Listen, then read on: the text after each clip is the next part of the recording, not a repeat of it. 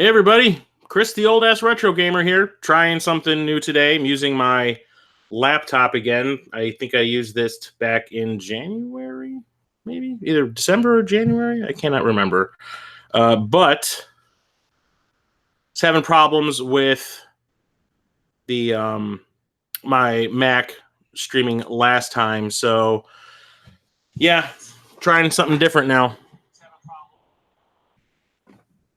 Trying something different.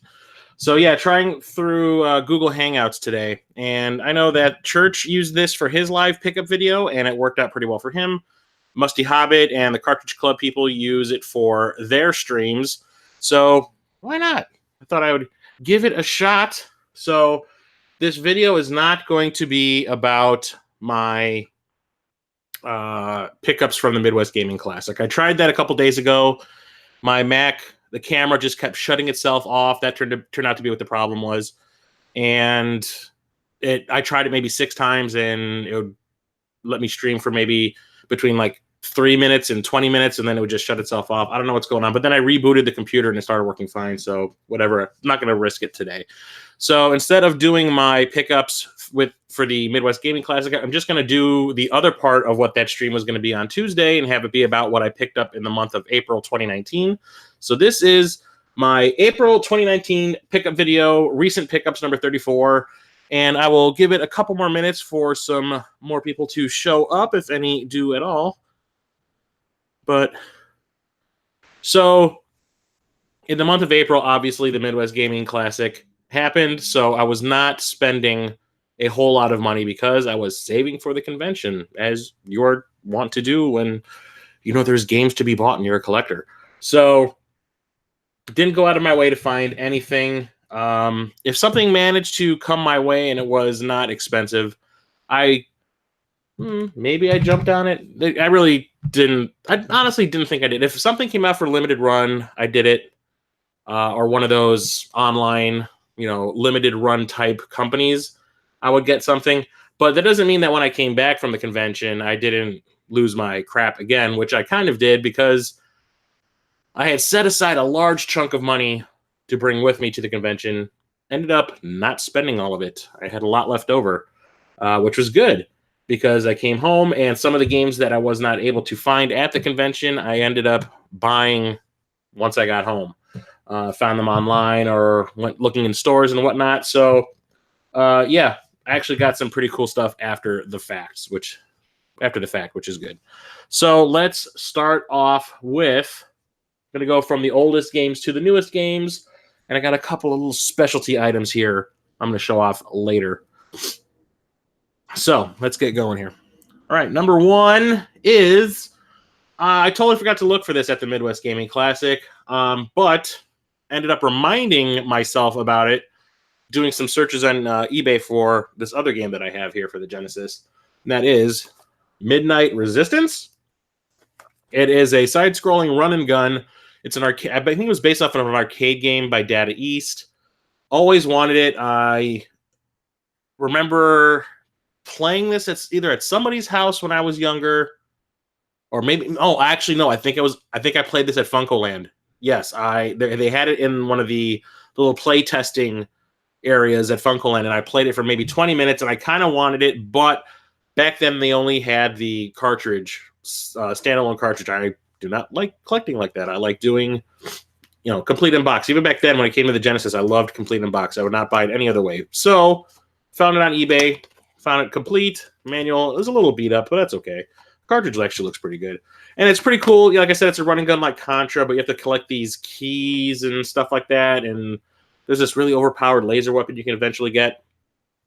Whatever. I always wanted it, so picked it up. I haven't had a chance to try it out yet, but the weekend is coming. It'll happen. The one that I was looking for on eBay when I remembered Midnight Resistance is this one, and I remembered to look for it at the Midwest Gaming Classic, but every time I found it, I think I found it at 2 different sellers on the in the vendors area. It didn't have the manual, and I was like, I don't know if I want to go for that. And plus, for a game that didn't have the manual, I was not willing to pay what they were asking, and I don't think any matter of bargaining on my part would have changed matters. So I ended up finding it on eBay for a little bit less than I was seeing it at the convention, and it was complete, and that is Mercs. Found this at Video Games Then and Now not too long ago. I want to say maybe in December. I think, yes, I went there with Captain Algebra. They had it in their case of impressive games, and I wanted it, and when I went back to get it, someone had already bought it. So instead, I think I picked up Ultimate Mortal Kombat 3 for the Genesis. Yes. But I was reminded yet again, I think about a month later, Megadan29 streamed I don't know if he was doing a no death run, but he was doing a live stream of this game. And I was like, yes, that's the reason why I want this game. It looks like so much fun. It's like a 3/4 view or 1/4 view, whatever it's called, run and gun type of game. Your character is actually really, really small, but you get these awesome power-ups. It's kind of like Contra if it was done like Legend of Zelda. But it's really rad. I really enjoyed it. When it showed up on my doorstep, I popped it in, and I must have played it for maybe an hour and a half. It is a lot of fun. Great controls. The music is fantastic. I'm really happy that I managed to track down a complete copy of it, like I said. Yes, yes, yes.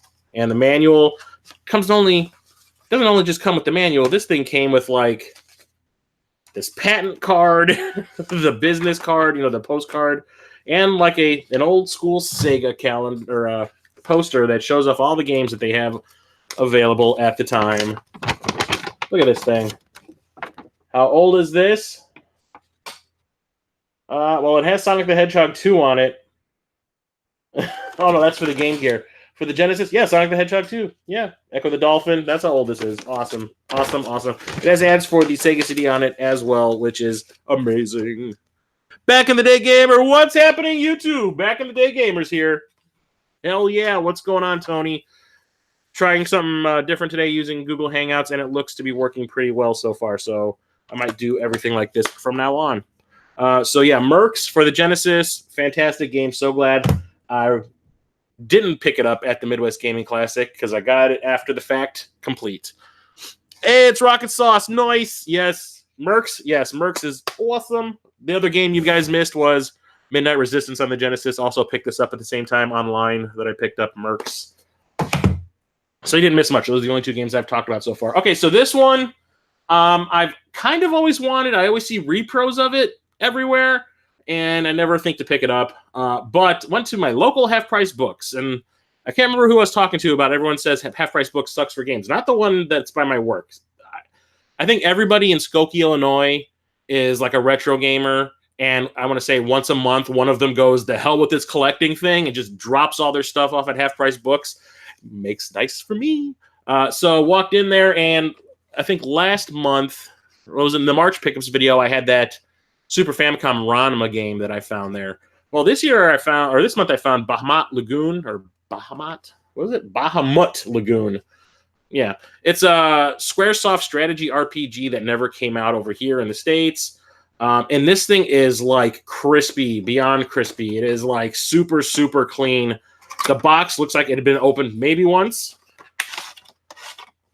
It is really, really nice. The manual looks, the only thing about it is like the corner is a little bit bent, but the cartridge is super clean. Also, it even comes with this like how to plug your Super Famicom into the wall bullshit. And this, I don't know what this is. Some sort of a card, maybe about one of the characters in the game. Is it a download code? I seriously doubt it. But when I saw this in their case, I said, yeah, that's coming home with me. They also had Romancing Saga 3 for the Super Famicom. Obviously the same person sold that there, but I was like, it's either one or the other, and Bahamut Lagoon was the one that I always thought looked more interesting. Haven't played it yet, but looking at the back, this has some fantastic lighting effects. I don't know if you can really see what's going on here. Let me see. Yeah, like this shot right here, that looks pretty fantastic for a Super Famicom game, so yes, yes, yes.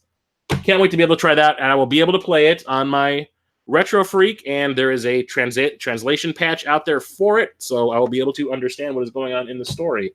So cheaper than buying the repro. What's going on in the chat here? From Do You Nerd Pickups to Old Ass Pickups. What up? Oh, what is going on, Captain Algebra? Kenna forever in our hearts, bruh. Half Price sucks by me. Yeah, you came to the one by me, Cap. You saw how good that one was. I just keep finding awesome stuff there. Every time I walk in there, I walk out with something rad. Half price books, full price games. Not the one by me, Rocket Sauce. The one by me is amazing. I'll play nice.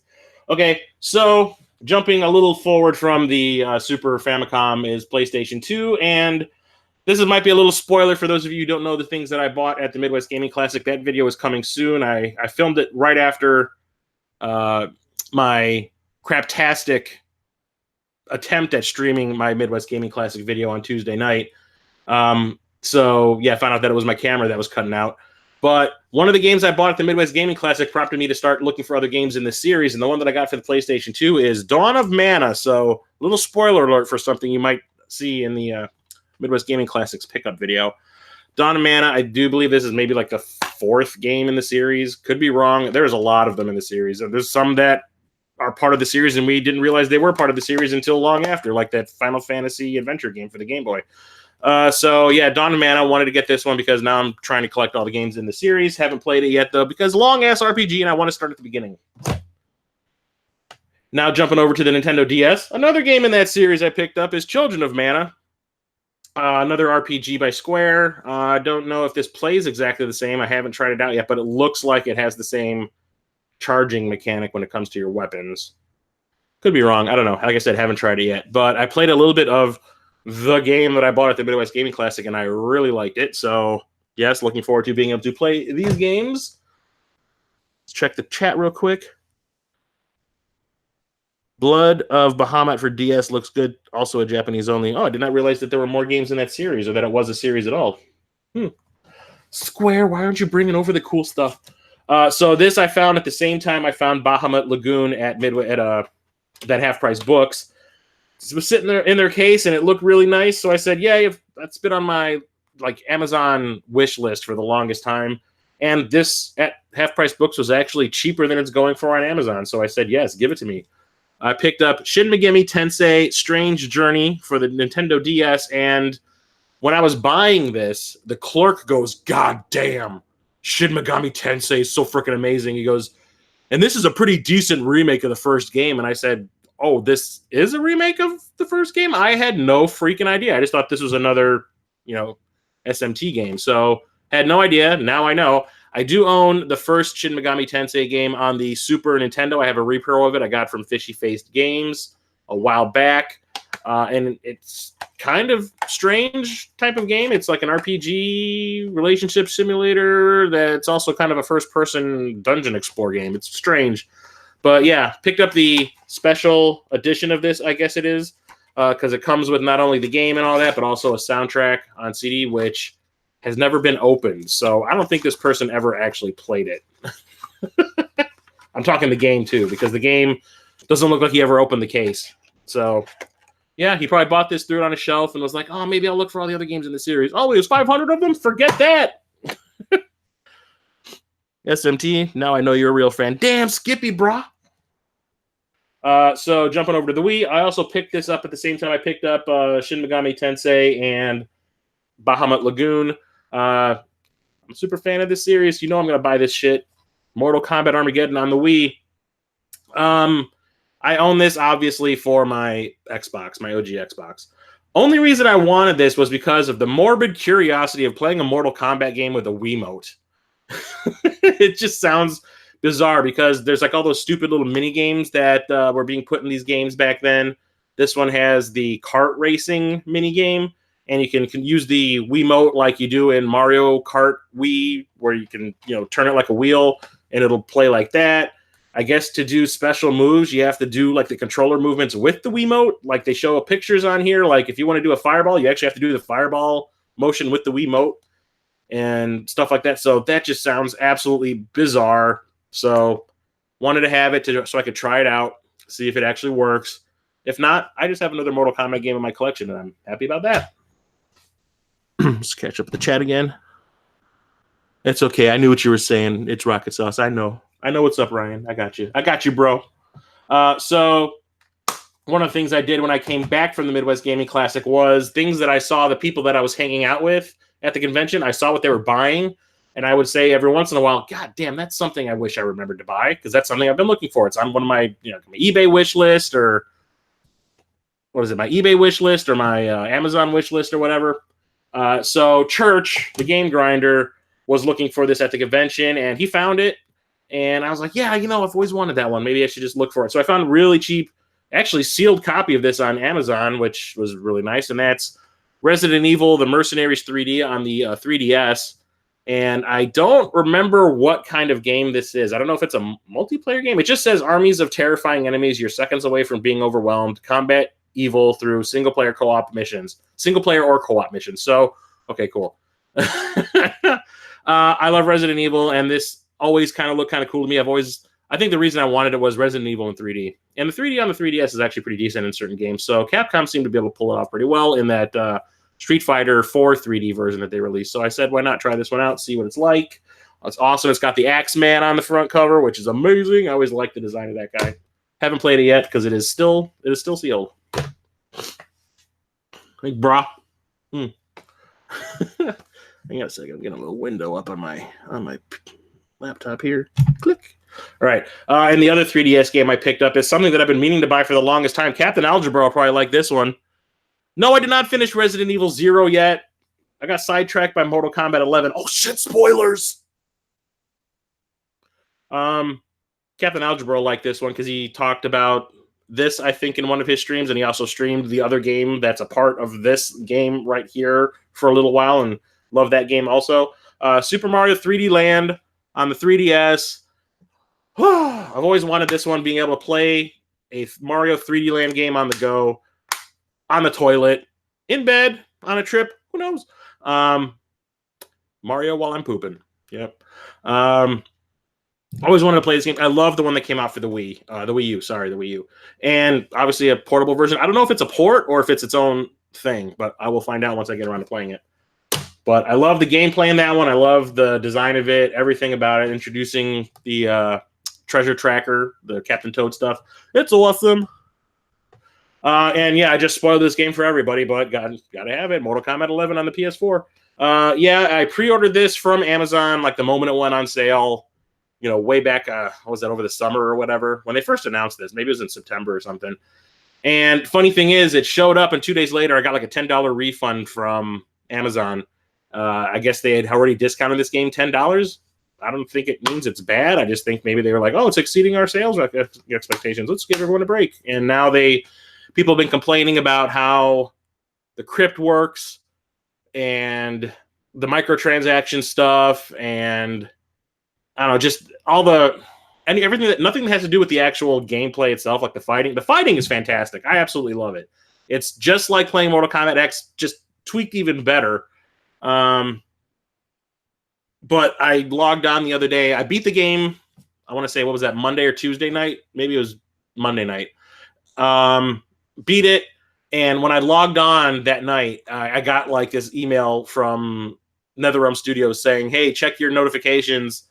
You're going to get like a special gift in the mail because we're fixing things, and this is our apology. So I got like 100,000 coins or 500,000 coins or something like that. And then the currencies that you also use outside of coins are souls, time crystals, and hearts. And they gave me a whole shitload of those too. So those are the things you need to progress in the crypt to unlock things. So that was kind of nice. I don't have to really work for them. But whatever. Yeah, the game's fantastic. I beat the story mode. The story, like I said, when I posted the pictures of beating this the other day, this is like April was the month for like super epic battles because you had Avengers Endgame, which the ending is so goddamn epic and huge. I loved it. And then like a couple days later, Game of Thrones had their big epic battle. And this game has a big, huge epic battle where pretty much every character from a Mortal Kombat game shows up at the very end. And it's fantastic. So I was pleasantly surprised. The fatalities are a little more varied, although they kind of reuse some of the same things, like people getting split in half and stuff like that. But I love all the characters in it. I think the only one that I'm not really a fan of so far is Garrus, because he's really slow. But I just unlocked Frost while I was playing it the other day. Still haven't tried playing as her yet. But I love this game. It's not nearly as good as X or 10. I love that one. But this one is a close second right now. It's fantastic. Pick it up. Let's see here. 3D World was better, but 3D Land is still good. Yeah, I can't wait to try that one out. 3DS game came out first, I believe. It did, yes. Nailed it. I need to see Avengers soon. Game of Thrones, yes. I liked Game of Thrones when I can actually see what was going on. The first 20, 25 minutes of it, I couldn't see a goddamn thing because streaming compression is not your friend when you're watching on HBO Go. Everything that was supposed to be black was blue, and everyone had a weird halo around them. And especially those shots of Daenerys on the dragon, whenever they were looking at what she was seeing down below, I couldn't see anything. It just looked like fog. So I couldn't tell what was going on half the time. So I would have liked it better if I could actually see what was going on. And plus, the big battle stuff at the very beginning of the fight was filmed in such a tight close-up. All I saw was this. So I had no clue what was going on. So outside of that, it was pretty cool. Let's get into some of these limited running type games. All right, so I picked up one from Limited Run called Headlander for the PS4. It's by Double Fine. I absolutely love Double Fine, Tim Schafer. And from what I understand, this is a Metroidvania style game, but your character has a detachable head. And you control the head, and you're looking for like these robot bodies that are like scattered all over the place, and then you can use those to get around. And it seems kind of, and each one has like a different sort of ability. So that sounds really interesting to me, and that's why I picked it up. It's by Adult Swim Games. I guess they're the ones who released it, which shocks the hell out of me. I didn't think that they did stuff like that. I think the last thing I ever saw they released was that unicorn running game that played that Erasure song always as you played it. That was on the cell phones and shit. So yeah, interested in trying this one out. Love Double Fine. I actually had to open this one. I usually don't open my limited run games unless I'm absolutely flat out getting ready to play it. Because I don't know if I ever change my mind on some of these and I end up selling them. I had to open it up because the disc was loose in here when it showed up, and I didn't want it to get all scratched up. But here's one that Captain Algebra talked me into buying. I think they filmed the beginning like that on purpose since it was so chaotic. Yeah, it just annoyed me because I like to see what's happening. Captain Algebra talked me into buying this one in one of his pickup videos, I think it was. But Fox and Forest, Fox and Friends, Fox and Hound. Yeah. I think this one is also a Metroidvania style game, but it's like retro themed. It looks like all pixely, like a 16-bit game, which I absolutely adore. Had to have it when I saw him talking about it in that pickup video. It's from Strictly Limited. This is the 12th release from them.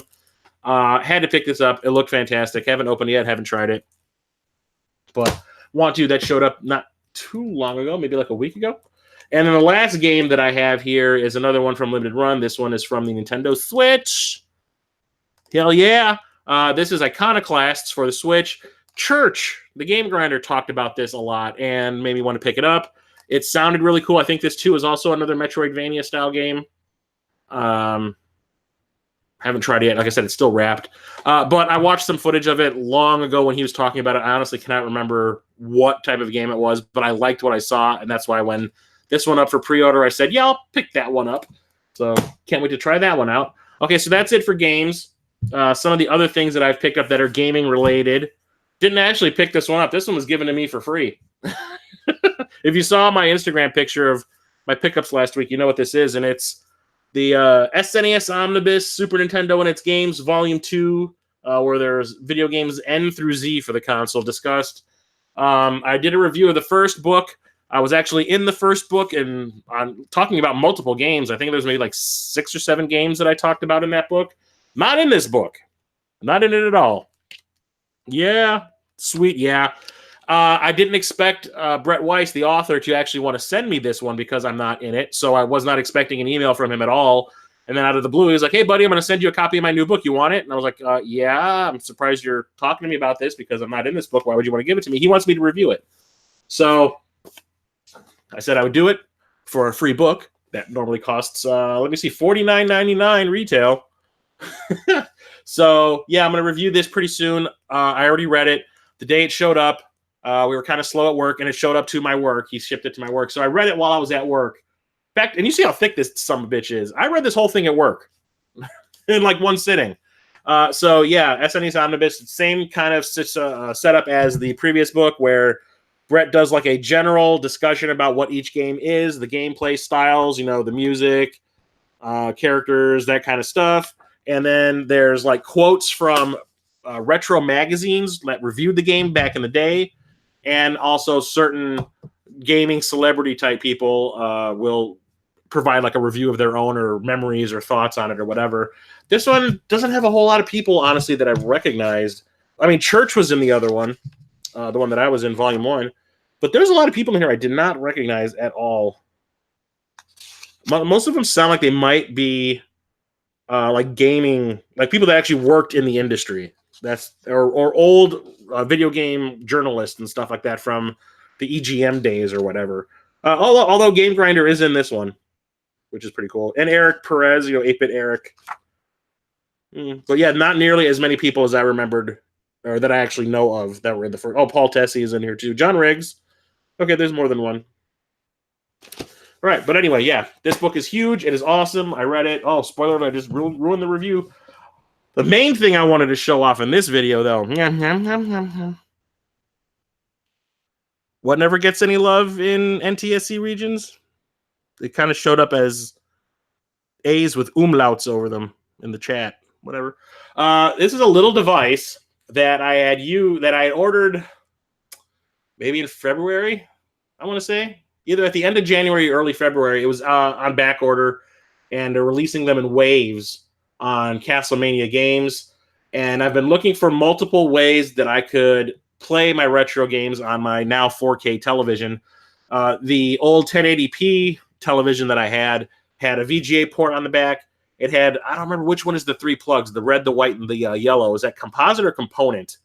It had 2 of those that were accept the 3. It also had 2 that accept the 5, the red and the blue and the green ones as well were on that. And it also had 4 HDMI ports on it. It was a perfect television. The only thing was I wanted to upgrade to a 4K television. This new TV does not have any of the red, yellow, and white plugs on them. Component, composite, I can't remember. The SNES books look cool. I have Pat's book pre-ordered. Yeah, Pat. And a couple of the devices that I do already own that allow me to play these games, like there were those cables that Castlemania Games had released. Was it Castlemania or someone else? There are these cables that you can use to attach like your Saturn to your modern televisions with the 5-colored cable thing. And that worked on my old TV. Tried it out on my new one. It did not work. So I needed an upscaler. And this upscaler that I bought from Castlemania, it was a little pricey. It was maybe a little bit over $100, but it was worth it because the day it showed up, I tried out every single console that I own that I have not been able to play on my new television, and every one of them worked. That's the Retro Tink. It's this little device that not only accepts the 3 colored plugs, the yellow, the red, and the white for the audio, it also accepts the red, blue, and green as well. Also S-Video, and it's powered by a micro USB micro USB plug, and it also comes out in HDMI. So using those 5-colored cables that I bought for my Saturn, I plugged that into here, plugged this into my television, and holy crap, my Saturn stuff looked like a goddamn PS2 game. It was so fantastic. I was thrilled beyond belief. I played my Turbo Duo through the red, white, and yellow plugs. It looked fantastic. What else did I play through this? My Nintendo 64. Haven't been able to play my Nintendo 64 for the longest time. Plugged that in through this. Woo! Mortal Kombat Trilogy looked freaking great, even though it's a crappy port. What's up? What's up, Herb Wars? What's going on? Yeah, the Retro Tink is absolutely fantastic. I was super impressed. The only thing is, it's like wide open. Like, it doesn't have any walls on it. You can just like stick my finger in here and probably ruin it. So there's these cases that they have device that you can snap on top of it to stop dirt and junk from getting in it. I'm probably going to have to buy one of those because I am guaranteeing I'm going to be using this all the time. This is probably going to be permanently attached to my television. And I just have this sticking out so I can just plug and play consoles on it, anything that I want. So pretty much I'm a GameCube, played my GameCube through this, even though I have that HD adapter that outputs in HDMI. But I tried it on this, and it still looks better with that HDMI adapter, but it looked really good through this. But the Saturn is the one that impressed me the most. I'm so glad I bought a lot of Saturn games at the convention. So, yeah, I captured footage from every single video game I bought at the Midwest Gaming Classic using this, if it wasn't something that I could play on my my Retro Freak. So, super glad I picked this up. It is amazing. I'm really impressed. Oh, love it. Love it, love it, love it. And that's it for this pickup video. Like I said, I didn't have much to show off because of the Midwest Gaming Classic. I had to save money. But when I got home and realized I didn't spend all the money that I planned to at the convention, I actually had a whole lot left over. I was like, what to do with that? Excess cash. Ooh, eBay. So, yep, there's that. So I want to thank everybody for coming along. If anyone wants to chit chat, maybe. I've only been streaming for what? Not even a half an hour. God. So if anyone wants to chit chat for a little while, I'll be willing to stick around for maybe another 20 minutes. So yeah, the MGC video, I filmed it right after my Mac was crapping out for all those streams I was trying on Tuesday. Tried to film the video that night, and the camera kept crapping out for that. Rebooted the computer, and then it worked fine. So I ended up filming my brand new MGC video. This is going to be the third attempt I've done something for this year's MGC. I filmed one previously with the camera that I borrowed from my employer to film the panel that I was on at the MGC. Didn't like how that turned out at all. I was framed weird. It was crooked, and I looked washed out, and nothing I could do color correction wise would fix it. And yeah, I did not like it. And I rambled on way too much, but I would have had to have heavily edited everything I said more than I normally do. So I said, the hell with that crap. Tossed that out, then tried to stream it instead. That didn't work out, obviously. So now I've got a shorter video that's probably going to be a hell of a lot better. That's done in my normal style.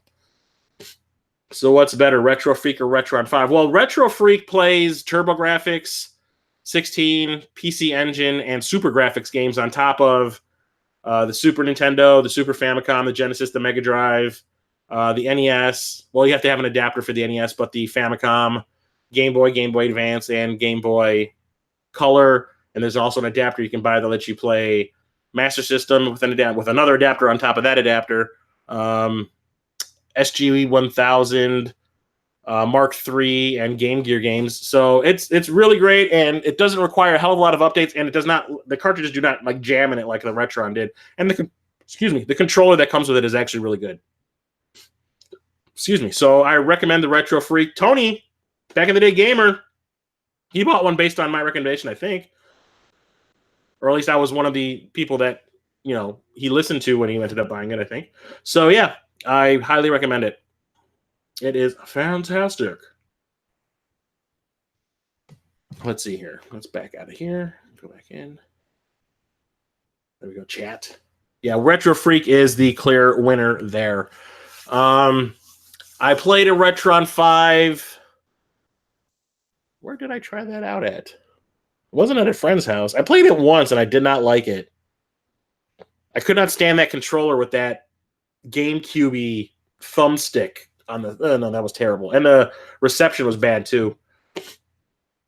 Yeah, Retro. I think you can get them on Amazon now. The Retro Freaks, you can get them on Amazon. I bought mine from Play Asia, and you can get. I think on Amazon, I saw that there was one that was colored to look like a old school Japanese Famicom, which is pretty cool. So hope I helped you out, David. Awesome. All right, so yeah, I think that's it for tonight. I can get some editing done. Let's see, back in the day game. Controller ports are more convenient than the Retron 5, but that's it. I've had 3+ Retron 5s, and they all stopped reading games, and their customer service is terrible. Yeah, that's the other thing. There's 2 versions of the Retro Freak you can buy. One of them is just the base model, and it has its own controller. It's like a USB controller that it comes with. You can use any other USB controller available to play on it. There's another one that comes with an adapter that lets you plug that into the Retro Freak, and you can plug your the original controllers from all the different consoles into it. At least the ones that it plays, like the NES, the Super Nintendo, the Genesis, the TurboGrafx, all that.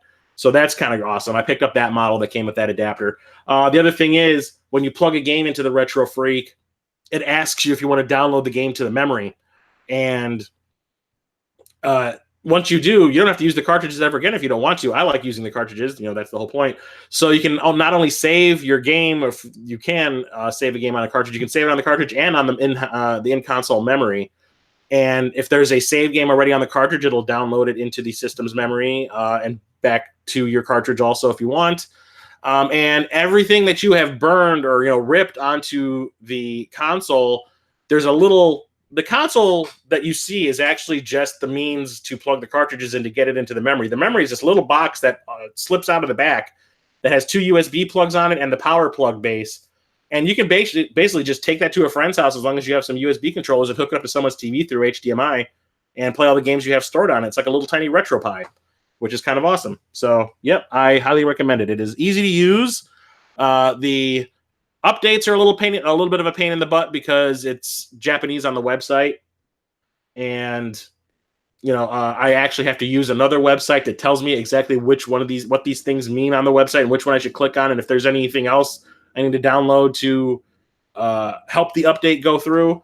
So I haven't had to update it in a long time. One of the updates actually bricked my Game Gear adapter thing that I had bought for the console, and then the following one fixed that problem, and I haven't updated it since, but I haven't had a need to because it plays every single game I throw at it, except for a couple of my repros that I have. But that's okay. It's a repro. It's no big deal. So a few videos that I have coming up in the pipeline. The next one I'm going to release, hopefully I'm going to be able to release it either this weekend or maybe on Monday or Tuesday next week, is the Midwest Gaming Classic recap and pickup video that I've tried 3 times to do. That's going to be coming out. I'm going to be working on that all weekend. I also have a review of the Retron 77 that I'm working on. I have 2 Diamonds in the Rough videos that I'm going to be working on. I have one for the Genesis and one for the NES, and possibly another one for the PlayStation 1. Let me see here. I've been wanting to do a review of that one repro that I have that I can't play on my Retron 5, but now that I have that cable that lets me hook up my... Oh, the other thing that the RetroTink let me play on my TV was my Sega CD through my CDX. And Sega CD games look great. Even the full motion video ones look fantastic streaming through this thing. It looks great. As long as you're not standing right in front of the TV. When I first booted it up, I was standing right in front of the TV hoping it would work, and I was playing one of the games that I picked up at the Midwest Gaming Classic, and the full motion video up close, I was like, oh, this looks like trash. I'm like, oh, this is going to suck. But when I went back to my couch and sat down to start playing it, I was like, oh, from here? It looks great. I can see everything in these crappy full motion video scenes. So, yes. What was I talking? I was talking about something, wasn't I? Oh, one of the repros that I've been wanting to play that now I can, because now I can play my Sega CDX on my TV through the RetroTink is the Fast 5 game that I bought maybe like 3 years ago. It's a hack of combat cars on the Genesis, just done with a Fast and the Furious skin on it. So I'm definitely going to try that out. And do a review of that. Maybe do a review of the Lobo repro that I got for the Genesis also. Did not know about the Retro Freak. Was looking for the Retron 5 Retro Freak sounds. It is, like, seriously, it is way superior. Yes, I did pick up Mortal Kombat 11, sir. Whoop, yep, right here. Sorry, Lady Nikki, sorry. Yeah, I did pick up Mortal Kombat 11. Absolutely loved the story mode. The story mode was fantastic. Lots of really cool twists and turns. The ending is absolutely epic. And I don't know what they're going to do if they make a part 12, but I'm interested to find out because yeah, some shit goes down that is going to change the Mortal Kombat universe forever. So, yeah, I look forward to seeing what they come up with. So, okay, yeah, I'm going to call it a night, people. Thank you very much for coming. This was kind of like an impromptu thing. I was just about to leave for work today, or leave from work today, and I was like, screw it, I'm just going to try with my laptop and see if that works, and I'll use Google Hangouts instead. So I just posted around saying, yeah, I'm going to try it tonight. If it doesn't work, it doesn't work. I'll just film this just like I refilmed my Midwest Gaming Classic video instead. But thankfully, working through Google Hangouts seems to be the way to go. So I think this is going to be the way I do these streams from now on. So, all right, thank you, everybody, for showing up and chatting with me and checking out all my super awesome but not very many pickups for the month of April. And until next time, I'm Chris the Oldest Retro Gamer signing off. Later.